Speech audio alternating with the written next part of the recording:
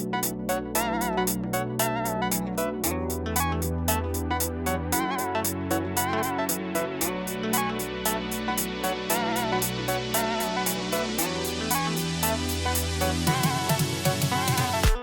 there, Alex here. This is the new RedMagic 7 Pro.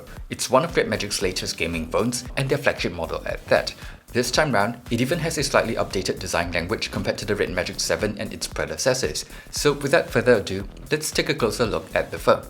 Starting with design, the RedMagic 7 Pro has flatter sides and thinner bezels on the display, which is a departure from recent RedMagic phones. I think it gives the phone a slightly more mature and modern look, and it also feels a little nicer to hold despite being a bit chunkier. The rear of the phone has similar gaming motifs that we've come to expect from RedMagic, and like with its predecessors, I really dig it. The transparent backshell version I have here looks especially nice to me, and I like the contrast against the large metal backplate in the middle, which is there to help with heat dissipation. And if you're into RGB lighting, it even has some around the cooling fan. The phone is a little shorter this time round thanks to smaller bezels, but we're still getting an uninterrupted display because of the use of an under-display camera. The display itself is bright enough outdoors, and colors look pretty good. Combine that with the pretty good sounding stereo speakers, this is an awesome phone for gaming and media consumption. It even has a 3.5mm audio jack that can provide audio playback with almost no latency. For music consumption, it doesn't have a ton of power, but I think the output is relatively decent, albeit a bit on the leaner and brighter side. Anyway, one of the minor downsides of using an under-display camera is that the resolution and brightness around the camera is a little lower, but it's not really that noticeable in day-to-day usage. I'm also guessing that the reason the refresh rate here is 120Hz instead of 165Hz is due to that camera as well, but this is also not a big deal to me. The difference between 120 and 165Hz isn't really that big, not to mention that only a handful of games can really take advantage of it.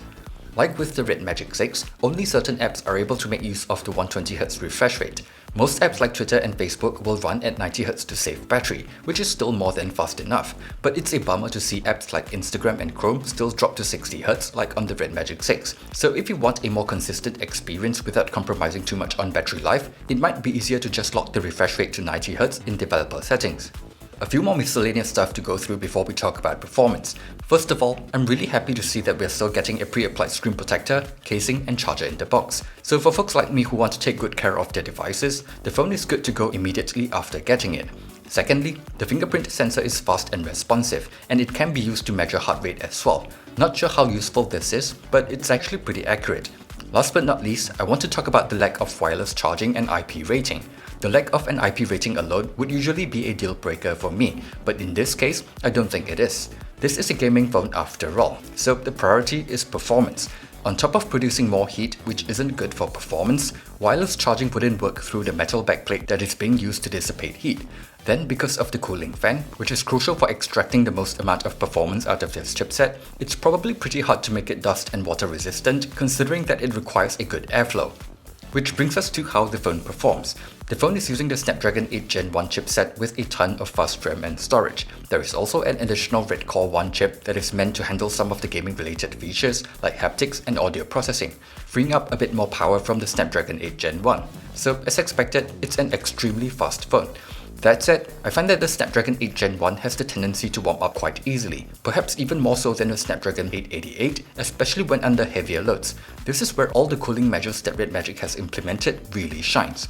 Most if not all regular modern flagship phones will throttle and limit performance to make sure the device doesn't heat up too much and cause additional wear and tear on the internal components. However, with all the cooling measures built in, the RedMagic 7 Pro is able to take advantage of all the power that the Snapdragon 8 Gen 1 can offer. So while it does draw a lot of power, especially with the fan running, the phone seems to be able to handle even the notorious Genshin impact at the highest graphic settings. But as expected, battery life with a ton of gaming isn't that great. The Snapdragon 8 Gen 1 seems to be noticeably more power hungry compared to the Snapdragon 888 while gaming. However, it's actually not that bad with lighter usage, so if I'm just using the phone regularly, with just a bit of gaming every now and then, I can still get a full day of use out of the phone pretty easily. Anyway, while the global version of the RedMagic 7 Pro only supports up to 65W charging, I think because of the better cooling system, it seems to be able to sustain a higher charging speed for a longer period of time.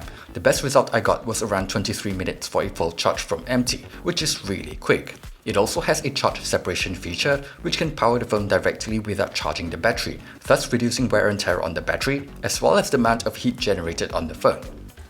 The phone is running RedMagic OS 5 based on Android 12. Apart from a custom skin and a handful of customization options and features, it's a pretty simple software experience with the only bloatware being this browser. Most of the extra features are pretty basic, like always on display, using 3 fingers to take a screenshot and whatnot. But I do want to mention this feature in the sidebar that can display a completely black screen overlay in apps like YouTube. Aside from that spelling error that has been around since the RedMagic 6, this is actually a really convenient feature that lets me play videos while keeping the screen off. Anyway, performance of the software is relatively smooth for the most part, but I think the software could probably use a lot more polish. Like with older RedMagic phones, there are still a lot of weird translations and UI elements, double tap to wake can be a little slow, auto brightness is a bit twitchy, and gesture navigation still doesn't play nice with third-party launchers. None of those are huge deal breakers, but I can see them being a bit annoying in the long run. Also, RedMagic's track record when it comes to software updates is not that good. But when it comes to gaming related features, you can tell that this is where RedMagic has put in the most effort. On top of the things I've talked about before in past reviews, like quick access to game space, the shoulder triggers, adding a crosshair, blocking notifications, adjusting performance and things like that, RedMagic has also added a few interesting features. There is an option to zoom in around the middle of the screen like a scope to make aiming easier, adjust the audio settings to make footsteps easier to hear, and on-screen timers for perhaps keeping track of enemy skills cooldown. Personally, I feel like a lot of the features are more suitable for FPS games or perhaps emulators, so whether they are useful to you or not will likely depend on the type of game that you play, but there is no denying that it is a comprehensive set of gaming features. When it comes to camera performance, it's not great as expected from a gaming phone. The main camera works okay in good lighting, but that's about it. The ultra-wide-angle camera is now accessible in auto mode, which is good, but quality is still not great. There is a macro camera, but it doesn't even work as well as just zooming in using the main camera. Then there is the front camera, which is hardly usable in anything but the best lighting condition, thanks to it being under the display. Anyway, it's a gaming phone after all, so camera performance might not be the most important thing here. But that said, I feel like at this type of asking price, the camera performance should be better than this. I feel like instead of wasting money and internal space on a poorer quality ultra-wide angle and macro camera, it would be better to just focus on the main camera. All in all, you can probably tell that the RedMagic 7 Pro isn't the most versatile or well-rounded device. The camera isn't great, it's lacking water resistance, and the software experience leaves much to be desired. So it's not a phone that I would recommend to most folks, since there are cheaper Snapdragon 8 Gen 1 devices out there that can provide a more balanced experience overall. But if you play a ton of mobile games, especially those that can take full advantage of the extra gaming related hardware and features, the RedMagic 7 Pro will most likely be able to improve your gaming experience, especially genres like FPS or Battle Royale for example, PSP emulators, or even just graphically intensive games like Genshin Impact. It's also a great media consumption device as well, thanks to the uninterrupted display, nice sounding stereo speakers, and a 3.5mm audio jack. You still have to be okay with some of the compromises I've mentioned earlier, but as a gaming-centric phone, the RedMagic 7 Pro is pretty great.